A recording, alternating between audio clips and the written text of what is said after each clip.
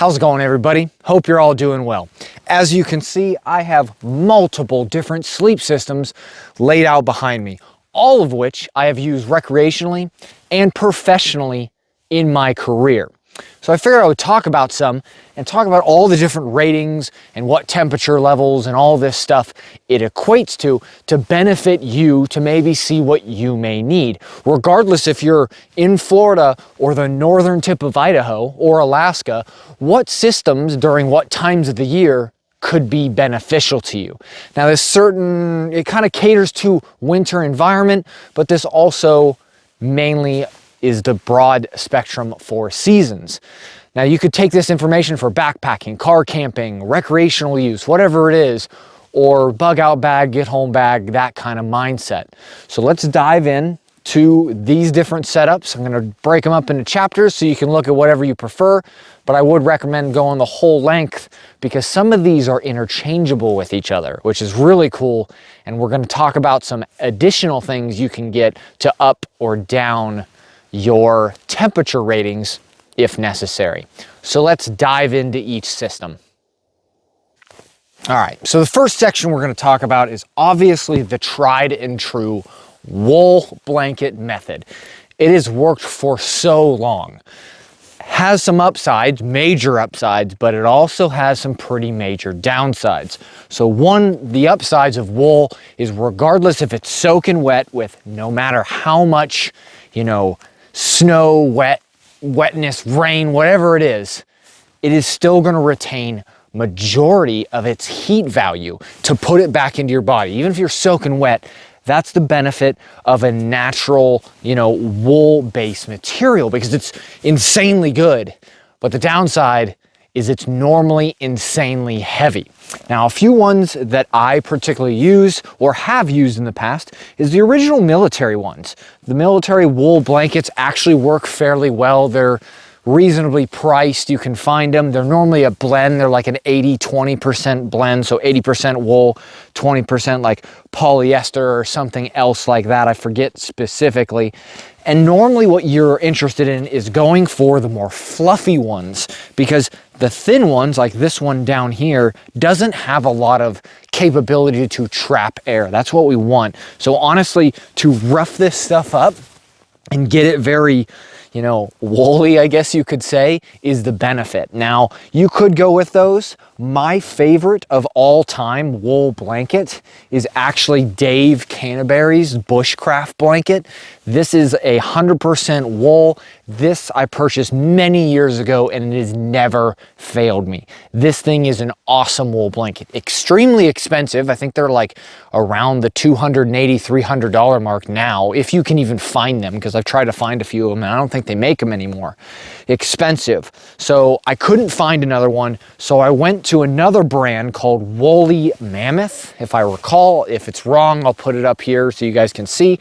But this is actually a really quality blanket that has good material, good stitching in it on the edges and everything for a reasonably low price. And I would recommend it, hey, if you want to do more primitive camping or anything like that, or really cold environment, maybe car camping, keep something like this in there that you can drape over top of the other systems we may talk about here to kind of bump up that level. But I really enjoy wool. Actually, the jacket that I'm wearing is merino wool right now. I'm really big on, not really synthetic based stuff, but natural stuff, and wool is definitely one of them. So let's progress into another tried and true military piece of equipment that pretty much every soldier, airman, Coast Guardsman, and seaman would love.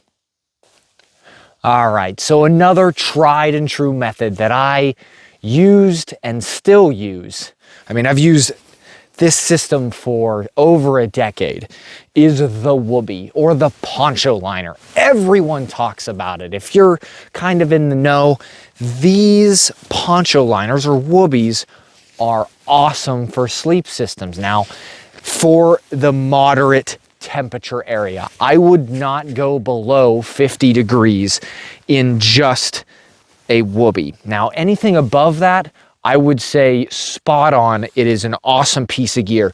Extremely lightweight, reasonably water resistant, and it keeps its heat value crazy good.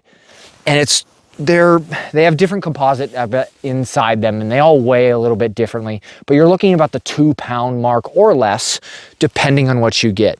Now, there's been some modifications on top of the infamous Wooby. Now, I always carry a Wooby with me in my vehicles. There's like 2 or 3 all over the place. The house, well, I mean, the kids use them. We have like the little kids Wooby one, works great.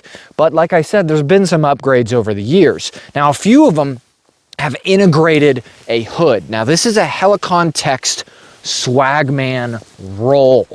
Now, this is kind of an adaptation to the Wooby, and actually this is my summer sleep system, at least one of the components to it, which this is about the 45-50 degree mark. But if you add stuff later on in this video, I'll talk about it, you can kind of bump that temperature rating down. So Helicon Text Swagman Roll is awesome because it's more modular. It has a hood with it. It zips all the way around, so you can get in it like a sleeping bag if necessary. You could use it as a pillow. You can use it as a hammock, like a hammock quilt underneath, or you can use it as an outer garment. It has the WeatherTech, I forget the specific coating that it has, like DWR or something. So it's actually fairly waterproof resistant-ish, and it maintains a good level of insulation. But the cool thing about it is modular. You can use it, you can wear it, you can wrap up in it, you can use it as a pillow. There's so many different things that you can do with this that it kind of, the modularity speaks to it. But like I said, probably about the 40-50 degrees. 40 would be pushing it, and I wouldn't go anywhere than that. So that may be an option to you. So let's start pushing into the normal like sleeping bag setups. And I'm telling you, some of these sleeping bag setups, we can get really cold, like -30 or 40. So let's dive into those. All right, so talking more traditional style sleeping bags or systems. Now this is where we're going to start to get into kind of the modularity aspect and stacking and other things. So what you see here in front of me, at least these two systems roughly, is the military sleep system, or the modular military sleep system, the one that you can put them all together and it'll do like -40 degrees. So yes, you can absolutely do that. The one on the left here, this is the intermediate bag. That's what it's specifically called. The one on the right over here, this is the patrol bag. So with that, the patrol bag, if I recall, weighs right about 2 pounds and I think some ounces, like 2 pounds, 2.9 ounces or something like that. And this has a rating roughly to 30 degrees. Now, if you will add something, say this bivy, this is a Snug Pack Special Forces bivy. This is 11 ounces. So lighter weight than the actual traditional Gore-Tex that will actually come with the modular sleep system. So you can kind of make stuff work. I've kind of merged everything together for different environments. So this is probably about the 30 degree mark. The patrol bag with a small bivy can get you through a lot of different stuff. And then it can even get lower if you're wearing proper insulating clothing.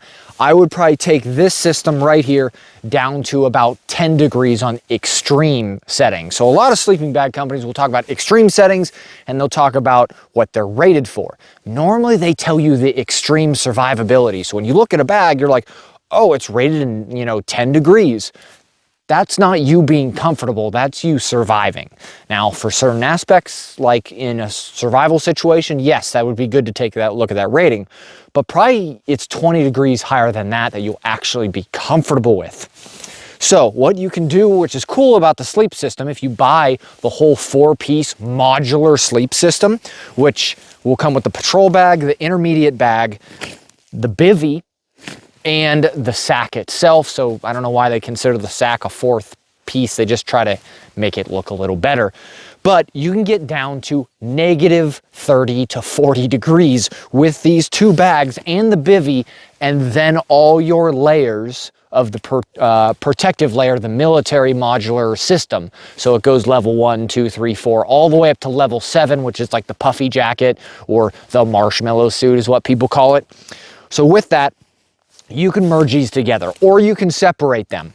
This intermediate bag, from my research and from my use with it, it'll get me down to about 20 degrees. They say it'll go to about a 0, but through my use, it's a little bit higher than that. Same with a patrol bag, all year round, about 30 degrees. This is a really good system. Like I said, put them together, super awesome. Now, the Gore-Tex Bivy that comes with the modular sleep system is really good, and I enjoy it quite a bit, but it is heavy. That is the problem that's the problem with this, and that's why I went to the Special Forces Bivy. I mean, you're talking, this is 11 ounces, and this is like 1.5 pounds. The whole modular sleep system together is 6 pounds. So now if you're a car camper and you don't plan on hiking a lot, and you want something bomb-proof that will work in any temperature and even pouring rain, because this is a Gore-Tex Bivy, honestly, if you have the money, you and your spouse, just get 2 of them. They're big and bulky, but you're literally set anywhere. And it'll work fairly well in different environments. You can get new ones, you get used ones, different price, stuff like that. So, I have used these bags in multiple different scenarios. I like them for certain stuff. Now, for wintertime use, I do like this system. But there is one bag, which is over here, is I always go to. And it is a solid bag that I've used for almost a decade, believe it or not. And it is the Recon 5 bag. I think it's by Elite Survival Systems or something like that. I'll link it for you guys. But this bag weighs 4.2 pounds. 4 pounds, and you get down to a rating of negative 20 degrees Celsius. So I think that's about negative 4 Fahrenheit, just for this bag alone. Very smart on how they did it too, because they put a waterproof liner all down the backside. So I can lay it in the snow like this and it'll be reasonably good to go. They also have a section in the bag for if you sleep with boots on. It won't soak your bag or creep up. It weighs a reasonable amount, like I said, about a little bit over 4 pounds. But then if you add extra things to it, let's say the Special Forces Bivy on top of that, you probably get another 5 degrees out of it. And then if you move your way down to other items, which I'll talk about over here on the far side, you can start bumping up your levels with all these sleep systems. Now this here is a Sea to Summit Reactor. So this is a sleeping bag liner. Now it says it'll bump up your numbers in a bag by 20 degrees. I think that's a little bit further than what is actually possible, probably about 10 degrees. And then you can also get fleece onesies, the actual thermal one for like snowboarding and stuff like that, or even maritime use. That's how I got this one, is winter maritime use. This is a onesie that you can literally zip up in, and this thing's crazy warm. So if you literally add this system, plus the clothing that you're wearing, plus this on the Recon 5, you're talking possibly negative 20, negative 40 degrees, somewhere around in there, with a bag that weighs about 6 pounds all in all. Now I get it, the modular sleep system can also go to negative 40 and intermediate bags and stuff like that. But you can stack these systems like I have in the past to get what ratings you want throughout all of them. So mainly what I go to in a wintertime environment, the modular sleep system always stays in my truck with me. It can go negative 40 and I have it there if necessary. If I am backpacking, the Recon 5 will go with me if I'm in the wintertime, because I know it's lighter weight and it'll get to where it needs to go.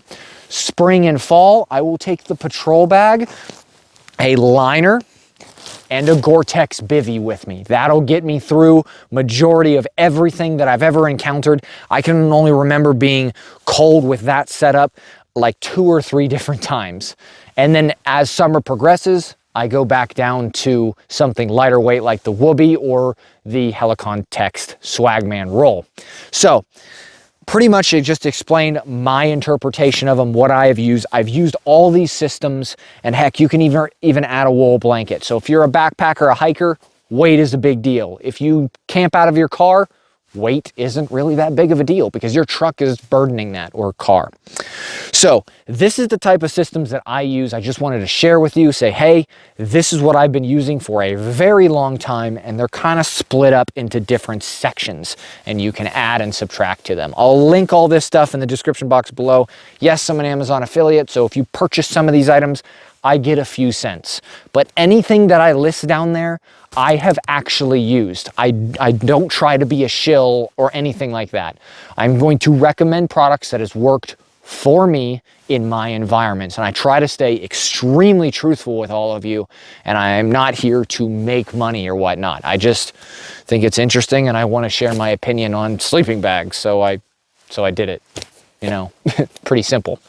So, but if you guys like this kind of stuff, definitely hit like, subscribe, give me a comment. What system do you like? I know there's hundreds of them out there, and like, you know, REI makes good stuff, and you know, Cabela's and stuff like that. This is the stuff I've used, works for me, figured I'd pass it on. Maybe it'll work for you in different environments. So other than that, I hope y'all have a great day.